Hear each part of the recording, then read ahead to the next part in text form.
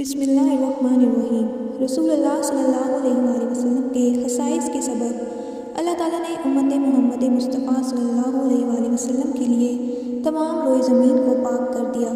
رسول اللہ صلی اللہ علیہ وآلہ وسلم نے فرمایا، اور میرے لیے تمام روئے زمین کو مسجد اور پاک کرنے والی بنا دیا گیا، اور میری امت میں سے جو شخص کہیں بھی نماز کا وقت پائے وہی نماز پڑھ لے۔ بعض مواقع پر حکمت اور بعض مقامات پر نماز کے تقدس کی خاطر رسول اللہ صلی اللہ علیہ وآلہ وسلم نے چند مقامات پر نماز پڑھنے سے منع فرمایا۔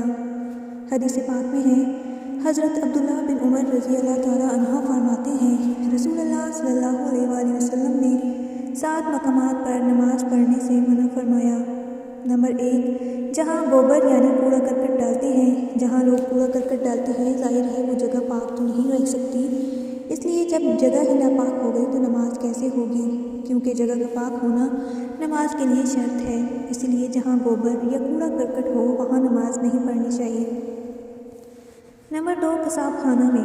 ذبح خانہ یا قصاب خانہ جہاں جانور ذبح کیے جاتے ہیں اور خون اور اس طرح کی دوسری چیزیں اس جگہ کو صاف نہیں رہنے دیتی، اس لیے یہ جگہ بھی نماز کی ادائیگی کے لیے درست نہیں، کیونکہ یہ جگہ بھی ناپاک ہو جاتی ہے اور جگہ کا پاک ہونا نماز کے لیے لازم ہے۔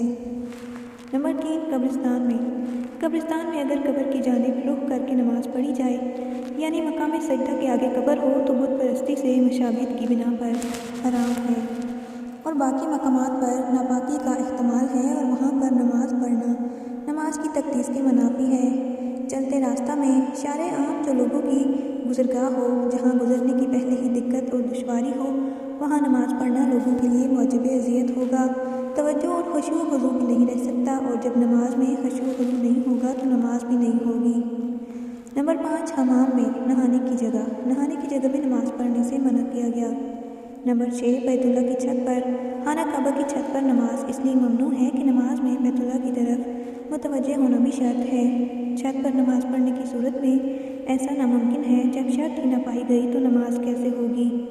نمبر 7، اونٹوں کے باڑے میں۔ نماز کے فرائض میں شامل ہے کہ جگہ پاک ہو، لہٰذا جہاں اونٹ یا کوئی جانور رہیں گے تو جگہ ناپاک ہوگی، جس وجہ سے نماز نہیں ہوگی۔ اس کے ساتھ ساتھ یہودیوں کی عبادت گاہ وے اور کنیسہ میں عبادت نہ کی جائے، کیونکہ بالعموم وہ ناپاک ہوتے ہیں، وہاں شراب پی جاتی ہے، مجسمے اور تصاویر بھی ہوتی ہیں، اور ایسی جگہ نماز پڑھنا منع ہے۔ یورپ اور امریکہ میں مسلمان چرچ خرید کر اسے پاک صاف کر کے اور اپنی ضرورت کے مطابق اس میں رد و بدل کر کے مسجد یا جائے نماز بنا لیتے ہیں، یہ جائز ہے، اور اسی طرح چرچ کے کسی ہال کو کرائے پر لے لیتے ہیں اور وہ مسلمانوں ہی کے استعمال میں رہتا ہے، اسے اپنی ضرورت کے مطابق ڈھال لیتے ہیں اور اسی میں نماز پڑھتے ہیں، یہ جائز ہے، کیونکہ اس میں اگر تصاویر اور مجسمے وغیرہ ہوں تو ہٹا دیتے ہیں۔ رسول اللہ صلی اللہ علیہ وآلہ وسلم نے بھی فتح مکہ کے وقت بیت اللہ کو کفار مکہ کے دور کی تصاویر اور مجسموں سے پاک کر دیا تھا۔